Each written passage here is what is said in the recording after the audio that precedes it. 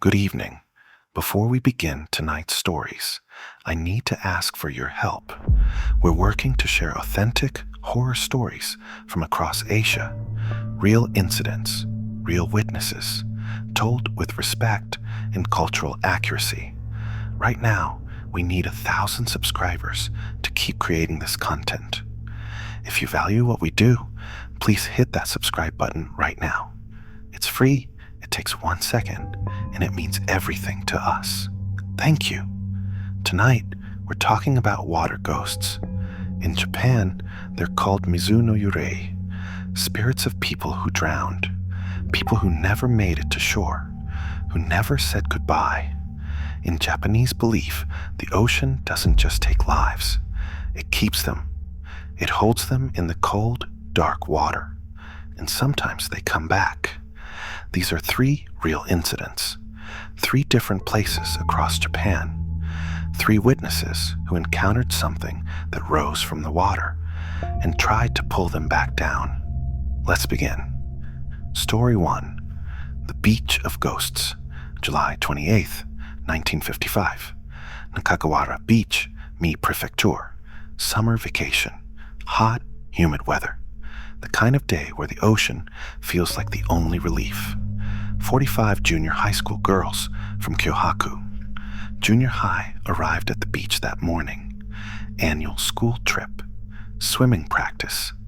The school had no pool, so every summer they came to the coast. The girls were excited. Some had never been to the ocean before. They changed into their school swimsuits, dark blue, one piece, all identical. The teachers gathered them on the sand, gave instructions. Stay in the shallow area. Don't go past the rope markers. Stay where we can see you. The girls nodded, eager to get into the water. The ocean was calm that day. Gentle waves, clear water. You could see the sandy bottom. Perfect conditions. The teachers relaxed, sat on the beach, watched the girls wade in. Laughter, splashing. The sound of 45 young voices echoing across the water. Some girls floated on their backs. Others practiced their strokes. A few of the nervous ones stayed close to shore, just letting the waves lap at their ankles. It was 11:30 in the morning. The sun was high, bright, hot. Then the water changed. One of the surviving girls, her name was Reiko, described it this way. She said the ocean seemed to gather together, like someone was pulling it inward. The water around her legs started moving, not like a wave, like a current, sucking her forward, deeper. She looked up, out toward the deeper water, and she saw it, a dark mass rising from the surface of the ocean. At first, she thought it was seaweed, or a shadow from a cloud, but there were no clouds, and the mass was growing, rising higher, taking shape. Reiko stopped swimming, stared. Her mind couldn't make sense of what she was seeing. The dark mass was becoming figures, human figures, hundreds of them, rising from the water, dressed in old-fashioned clothes, women's work pants, and air raid hoods. Air raid hoods, those protective cloth coverings people wore during the war to protect their heads from falling debris during bombings. Dark in color, soaked through, pouring water. The figures were everywhere, standing on the surface of the ocean, not floating, standing, solid, real. Their faces were dark, expressionless, staring at the girls. Reiko tried to scream. Nothing came out. She tried to move, but the water was pulling her, dragging her forward, toward the figures. All around her, the other girls started to panic, thrashing, screaming. Some tried to swim back to shore, but the water was moving against them, pulling them deeper, stronger than any current. The teachers on the beach saw it happening, saw the girls struggling. They ran into the water, shouting, trying to grab the closest ones. But the pull was too strong. Reiko felt something grab her ankle. She looked down. Through the clear water, she saw a hand, pale, wrinkled, not like a living hand. The fingers wrapped around her ankle, squeezed, pulled. She kicked, hard. The hand released. She swam with everything she had, arms burning, lungs screaming. She made it to shallow water. A teacher grabbed her, dragged her onto the sand. She collapsed, coughing, sobbing, looked back at the ocean. The dark figures were still there, standing on the water, watching. And all around them, the girls were going under, one by one, pulled beneath the surface. Their screams cut off, silenced by the water. The teachers dove in, again and again, trying to save them. Some of the stronger swimmers made it back. 9 girls survived, and 36 didn't. Within 15 minutes, it was over. The water calmed. The dark figures were gone. The ocean was gentle again, smooth, as if nothing had happened. But the bodies of 36 junior high school girls floated in the water, some face down, some staring up at the sky with empty eyes. All of them drowned. The investigation was immediate. The school principal and teachers were arrested, charged with negligence. How could 36 girls drown in calm, shallow water, with teachers watching?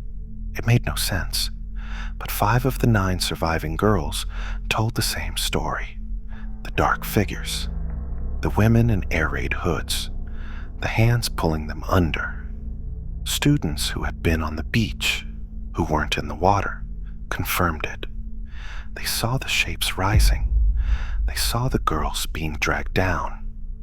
The police didn't know what to do with that information, so they investigated the beach itself, and they found something.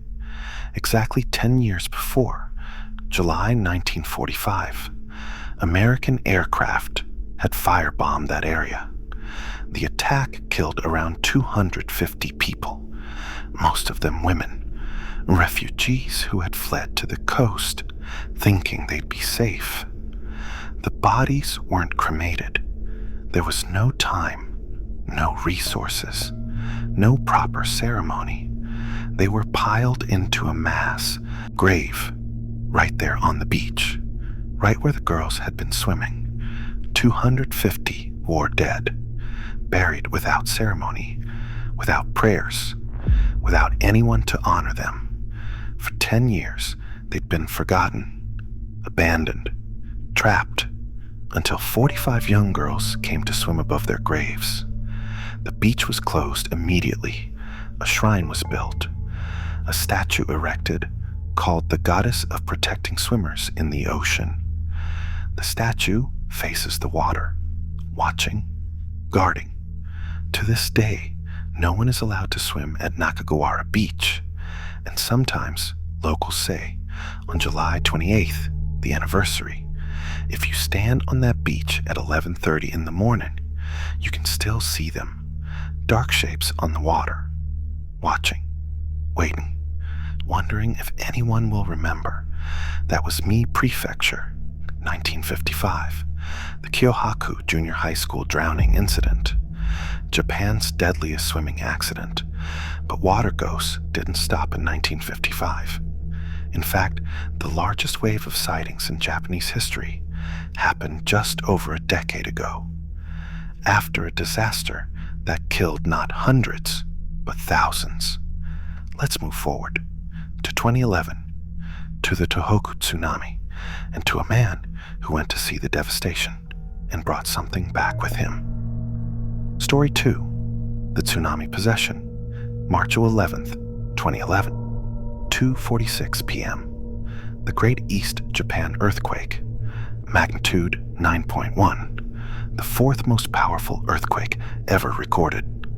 The shaking lasted 6 minutes. Buildings swayed, roads cracked, power lines fell. But the earthquake wasn't the worst of it. 40 minutes later, the tsunami arrived. A wall of water, black, filled with debris, cars, houses, entire fishing boats. The wave reached heights of over 130 feet in some areas. It traveled 6 miles inland. It killed 18,476 people. Entire towns were erased. Families disappeared. Bodies were never found.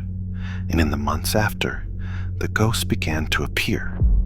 Buddhist priest Reverend Tayo Kaneta ran a temple in Kurihara, 30 miles from the coast. His temple survived the earthquake, but in the weeks after, families started arriving, with bodies to bury. 200 funerals in 1 month. The grief was so profound that people couldn't even cry. They just stared, numb, broken. And then, 2 weeks after the disaster, a man came to see Reverend Kaneda, a local builder. Let's call him Takeshi Ono. He was in his late 30s, strong, stocky, the kind of man who worked with his hands. Reverend Kaneda knew him, a good man, simple, honest, innocent. But when Ono walked into the temple that day, something was wrong. His eyes were dull, lifeless, like someone on heavy medication. He moved slowly, staggered. His wife and mother were with him. They looked terrified. "Please help him," his wife begged. "Something's wrong. He's not himself." Reverend Kaneta sat them down, asked what happened. 10 days after the tsunami, Ono had driven over the mountains with his wife and mother. They wanted to see the damage for themselves. To understand what had happened, they packed snacks, even stopped to shop on the way. It felt almost like a day trip until they reached the coast. There was no warning, no gradual change. One moment, they were driving through normal countryside. The next, they had entered the tsunami zone. Everything below a certain line was destroyed. Everything above it was untouched. The wave had come in with full force, spent itself, and stopped. Like the reach of a high tide, Ono parked the car, got out, walked into the ruins. Buildings were collapsed. Cars were overturned. The smell was terrible. Mud, sewage, death. Police and soldiers everywhere. The scene was apocalyptic, but Ono walked through it all, eating an ice cream, looking around like a tourist. He even put a sign in his car window, "Disaster relief," so no one would stop him. He didn't think about what he was doing, didn't consider the weight of where he was standing, didn't show respect, and something noticed. That night, Ono came home, had dinner, drank 2 small beers, then started making strange phone calls, calling friends for no reason, just saying, "Hi, how are you?" His voice was odd, lonely, desperate. His wife went to bed. His mother stayed up late. Around 11 p.m., Ono stood up and dropped to all fours. He started licking the tatami mats, the futon, squirming on the floor like an animal. His mother laughed nervously at first, thought he was joking. Then he started snarling. "You must die. You must die. Everyone must die. Everything must die and be lost." His wife ran out of the bedroom, stared at him. "What are you doing?" Ono didn't answer. He ran outside, into the empty field next to the house, threw himself on the ground, rolled over and over in the mud, like he was being tumbled by a wave. "There, over there. They're all over there. Look," he screamed. He stood up, started walking into the darkness. "I'm coming to you. I'm coming over to that side." His wife grabbed him, wrestled him back into the house. He was strong. It took all her strength. His mother helped. Together, they dragged him inside, locked the doors. All night, he writhed, snarled, rolled on the floor.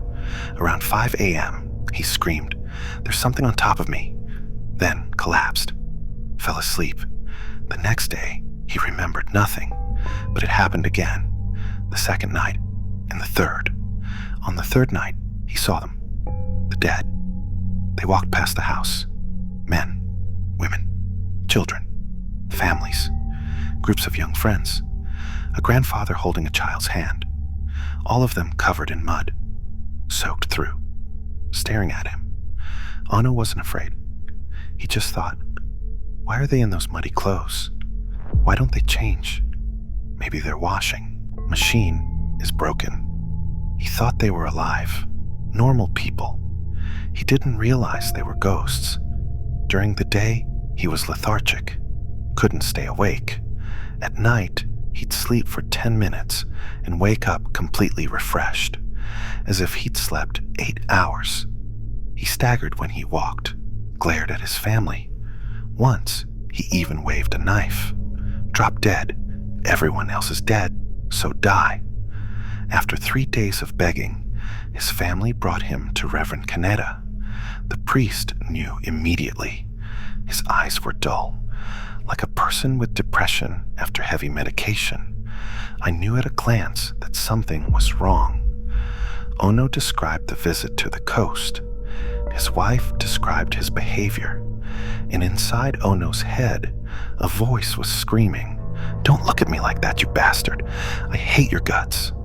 But part of him, the real him, wanted help. Reverend Kaneda took him by the hand, led him into the main temple hall, sat him down, beat the temple drum, and began chanting the Heart Sutra. There are no eyes, no ears, no nose, no tongue, no body, mind. Ono's wife watched as his hands pressed together in prayer. Slowly, they rose above his head, higher, higher, as if something was pulling them up from above. Gone, gone, gone beyond, gone altogether beyond. Oh, what an awakening. All hail. The priest splashed him with holy water, and suddenly it was over. Ono collapsed, gasped, looked around. His shirt and hair were soaked, but he felt calm, light, free. Something was on top of me, he said, and now it's gone. The priest spoke sternly. You went to that beach without respect. You walked where thousands died. You didn't think, you didn't pray, and so they grabbed you. The dead who don't yet know they're dead. They tried to use you to express their regret, their resentment. You were possessed. Ono understood. It wasn't just humans. It was animals too. Dogs, cats, all the creatures that had drowned with their owners. He thanked the priest, drove home. His nose was streaming, but what came out wasn't mucus. It was a pink, jelly-like substance, something he'd never seen before. Whatever had been inside him was leaving. Reverend Kaneda performed hundreds of exorcisms after the tsunami. So many people were possessed, so many spirits with nowhere to go. The dead who died too fast, the families who had no time to say goodbye. The priest said it simply. So many died in all at once. The dead had no time to prepare. The living had no time to say goodbye. The dead are attached to the living, and the living are attached to the dead. It's inevitable that there are ghosts. Takeshi Ono survived, but his experience was just one of hundreds, thousands even. Across the Tohoku region, people reported possessions, hauntings, sightings. The tsunami didn't just take lives. It left the entire coast haunted. And nowhere was this more visible than in the taxis of Ishinomaki, where drivers picked up passengers who didn't exist and drove them to homes that were gone. Story 3, The Taxi Ghost. Ishinomaki was a port city, fishing, shipbuilding, a population of 160,000. The tsunami destroyed 60% of the city. Over 3,900 people died. In the months after, the city tried to rebuild, but something was wrong. Taxi drivers started reporting strange passengers. It began in the summer. A driver, let's call him Hiro, was waiting at a taxi stand near the train station. Late evening, around 9 p.m. The streets were quiet. Most people were still displaced, living in evacuation centers. The city felt empty. A young woman approached his taxi, early 20s, long black hair, wearing a coat. Even though it was summer, she opened the back door, sat down. "Where to?" Hiro asked, looking in the rearview mirror. She gave him an address, a residential district, about 15 minutes away. Hiro nodded, started driving, made small talk. "Are you from around here? Did your home survive the tsunami?" No answer. He glanced in the mirror. The woman was staring out the window, silent. Her face was pale, expressionless. Hiro stopped talking, drove in silence. The streets were dark. Most of the streetlights were still broken. Halfway to the destination, Hiro glanced in the mirror again. The back seat was empty. He slammed on the brakes, pulled over, turned around, stared. Empty. The door hadn't opened. He would have heard it, but she was gone. His heart was pounding. His hands were shaking. For a moment, he considered turning around, going back to the station, forgetting the whole thing. But then he thought about the address she'd given. He knew that neighborhood. The tsunami had destroyed everything there. Nothing left but foundations. And he understood. She was going home, or trying to. Hiro took a deep breath, started driving again, followed the route to the address. When he arrived, there was nothing, just a concrete foundation, overgrown with weeds. The house was gone. The entire street was gone. Hiro stopped the car, got out, opened the back door, spoke to the empty air. "We're here. This is your home." He waited. The night was silent, a cool breeze, the smell of the ocean. Then he felt it, a shift in the air, like someone stepping past him. He looked at the back seat. The cushion where she'd been sitting was wet, soaked through with seawater. Hiro closed the door, got back in the car, drove back to the station. Didn't tell anyone what happened, not that night, but it kept happening. Other drivers reported the same thing. Passengers who gave addresses that no longer existed, who sat in silence, who disappeared halfway through the trip. The drivers learned to continue anyway, to drive to the ruined addresses, to open the door, to let the ghosts out at the foundations of their homes. They never spoke about it publicly, but among themselves, they understood. The dead were trying to go home, and the drivers were helping them. Fire stations started receiving phantom calls, emergency calls from addresses where all the houses had been destroyed. At first, the dispatchers thought it was a prank or a glitch, but the calls kept coming, so the crews went out anyway, drove to the ruins, got out, prayed for the spirits of those who died, and the calls stopped. A civil servant named Kenji was inspecting a stretch of devastated coastline, official business, checking for hazards. It was a clear day, sunny. He was alone. He saw a woman standing on the beach, wearing a scarlet-red dress, bright, impossible to miss. But she was far from the nearest road. No cars, no houses, nothing. Kenji stopped, stared. Where did she come from? He walked toward her, called out, "Excuse me, are you okay?" She didn't move, didn't turn around, just stood there, staring at the ocean. Kenji got closer, close enough to see details.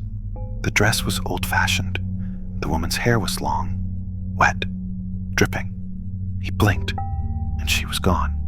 Just empty beach, no footprints, no sign she'd ever been there. Kenji ran back to his car, locked the doors, drove away. Never went back to that beach alone. These stories were everywhere, documented by researchers at Tohoku University, reported in newspapers, discussed at academic conferences. A symposium in Kyoto debated the ghost problem. Priests, Buddhist, Shinto, Christian, were called on to perform exorcisms and blessings across the region. The ghosts weren't just stories. They were real, visible, persistent. Buddhist priest Reverend Kaneda explained it simply. The tsunami killed 18,000 people in an instant. No time to prepare for death. No time for families to say goodbye. The dead are attached to the living. The living are attached to the dead. Both sides have strong feelings that can't be resolved. Of course, there are ghosts. And he added something else. Something that explained why the sightings continued for years. The tsunami destroyed the household altars, the memorial tablets, the family records. It separated the dead from the living in a way that can never be repaired. Some of those who died had no surviving family, no one left to pray for them, no one to remember their names. They're orphaned spirits, and they have nowhere to go. The taxi drivers still see them sometimes. Passengers who shouldn't exist. They don't talk about it much, but they know. The ocean took 18,000 lives, and some of them are still trying to find their way home. Those were 3 real incidents. Mie Prefecture, 1955. The Tohoku region, 2011. 3 different witnesses, but the same phenomenon. Water ghosts, spirits of people who drowned, who never said goodbye, who are still searching. Whether you believe these are literal ghosts or manifestations of collective grief, one thing is clear. The ocean holds more than water. It holds memory, loss, and sometimes those who drown don't let go. What do you think happened in these 3 stories? Were the 1955 figures really war ghosts? Was Takeshi Ono truly possessed? Or was it psychological trauma? Are the taxi ghosts real spirits or something else? Let us know in the comments below. We read everyone. And don't forget to subscribe for more true ghost stories from across Asia. We share these stories with respect, with research, and with cultural accuracy. No jump scares, no exploitation, just real encounters with the unknown. Thank you for watching. Until next time, stay safe. And if you're ever near the water in Japan, be respectful. You never know who might be watching.